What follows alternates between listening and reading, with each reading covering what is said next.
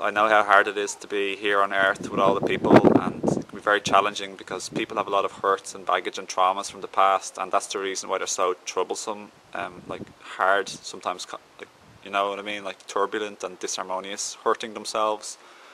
And all of their fears and traumas often express themselves as like anger and easy to get annoyed at you, or snappy, trying to control you, take advantage of you, being extremely selfish. It's all got to do with their past experiences. So yeah, I'm happy that you're here now, but you know, the next second or two, it's all about opening your heart. You can obviously just leave the situation or the person if you really truly don't like their company, but it's nicer and better for you if you can leave the situation not from a place of closed-heartedness and non-forgiveness, but a place of forgiveness and open-heartedness. So you can whisper in your head also, like, I forgive you, I forgive you.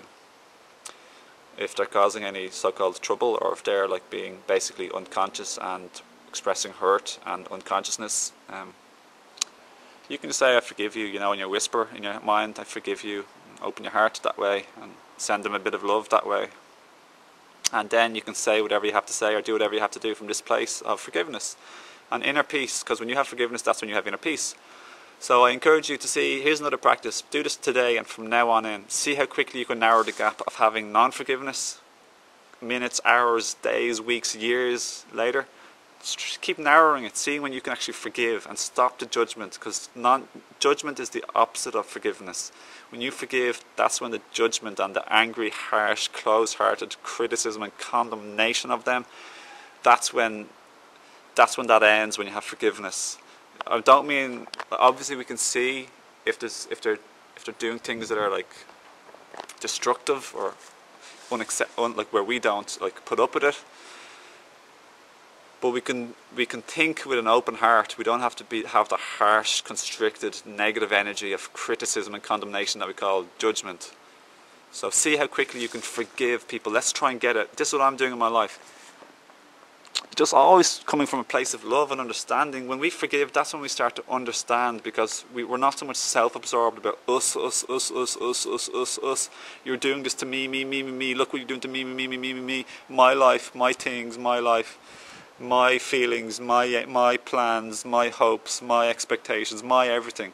When we stop judging them and open our heart in forgiveness and care, that's when we start to care about them. We start to be receptive towards them. We start to think about them and how are they feeling, what are they going through, why are they behaving this way. And once we start to think like, why are they behaving this way, like what are they going through, or maybe put ourselves in their shoes, that's when we start to have understanding, folks, understanding. And with understanding breeds compassion and forgiveness also, because when we understand the hurt and why people are behaving the way they are, that's when forgiveness in our heart opens up easier. But as a practice, okay, like me, join me, see how quickly you can narrow the gap of non-forgiveness in your life. Like, let's say someone's really angry or snappy at you, or mean or unfriendly or unkind or unjust or discriminative or anything like that, anything like untoward or not of like love and blossoming, love and light, sparks and daisies and fireworks of beautifulness. See if you can forgive ASAP instead of like a minute later, like instead of an hour later. See if you can do 5 minutes. Like, just keep narrowing the gap. See if you can get eventually like 10 seconds or a minute or 5 seconds or a minute or two, you know, as less and less and less and less. And when you can step into awareness in the present moment with an open heart and forgiveness, that's when magic happens. Like, you're no longer the enemy of anyone. They're no longer the enemy of you. You're no longer trying to hurt people.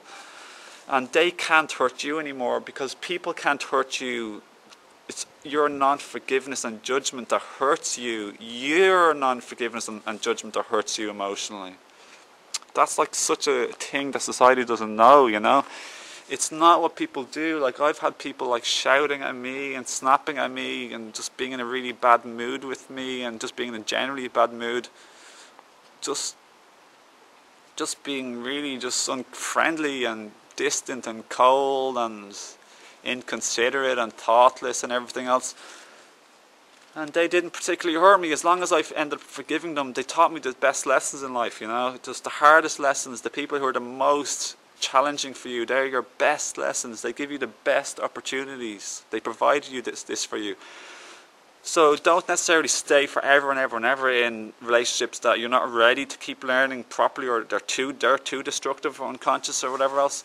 But at the same time, when there is like a challenging person in your life, or the most challenging person, the most unconscious people, like stuck in ego, etc., at the same time, these afford you wonderful chances for self-growth. If you're willing to do the inner work, like what you're learning from this video, try and look at your judgments, look at your resistance, your condemnations, etc., your attachments. Try and see these with awareness. This is what I do as a teacher role, to help people become aware of their own egos and judgments and closed heart, and to heal and to open your heart and forgive and open up and be. When you do this, you're in a place of huge power, because you're no longer like thinking all mad stuff like automatically, and you're now actually thinking clearly once you forgive and you understand the person, and you're able to take clear and effective empowered action and words and everything.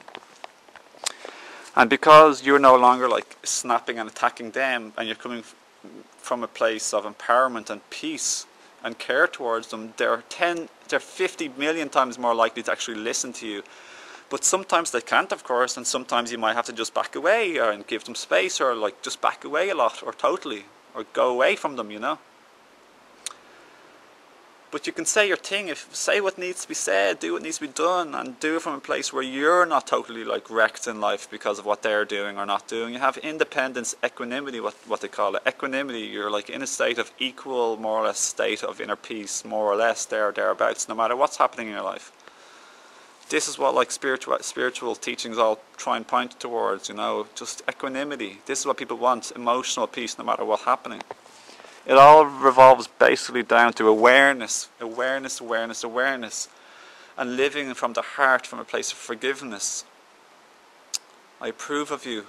I love you. And like, if I had also, not only do I try and like say to myself sometimes, if someone's like having a burst out emotionally, I might be, or anybody at any time, I might say, I forgive you.